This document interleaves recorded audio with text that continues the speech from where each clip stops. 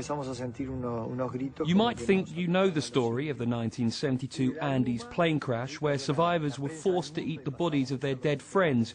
But a new haunting movie tells the story from the survivors' perspective, who make an emotional pilgrimage to the crash site. Stranded is quite different of the other versions. We have Alive at first, and Stranded have all that Alive hasn't.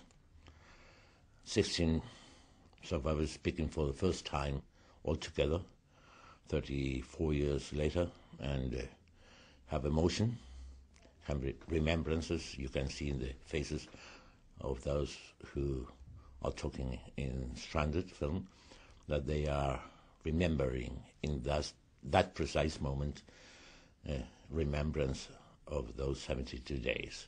We went back in 1995, 12 of us, by bus to Argentina, and then on horseback to the place.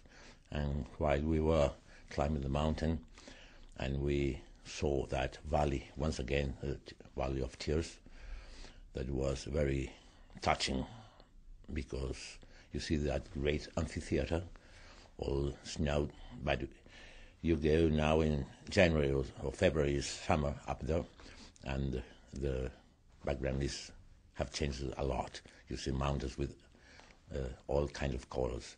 As we were there, the reality was a movie in black and white, without colors, only when you can see the sky, the shy sun of October sometimes, but in December too, but was all covered by snow. But it's very, very emotional to stay in the grave where all my beloved friends are lying there, but living forever with me. When you are in front of the dead body of a friend with a piece of glass in your hand doesn't obey you, and later on your mouth doesn't open, and later on, once again, your throat doesn't swallow. And you have to do a great effort of mind to make your body obey you. And it takes a lot of days. It was very hard what we had to do, eating the raw flesh of our friends, but was not the worst of all. Later on, you can say there would be nothing worse than this, but then you learn that always can be worse. What was worse? The avalanche.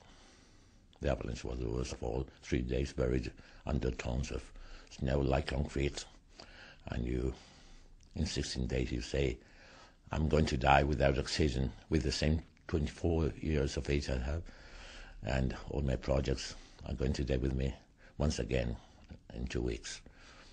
And then we stay between a little space between the snow and the roof of the plane for 3 days and 3 nights, knowing that it was daylight outside, because through the windows the snow takes a blue tone, so it's daylight.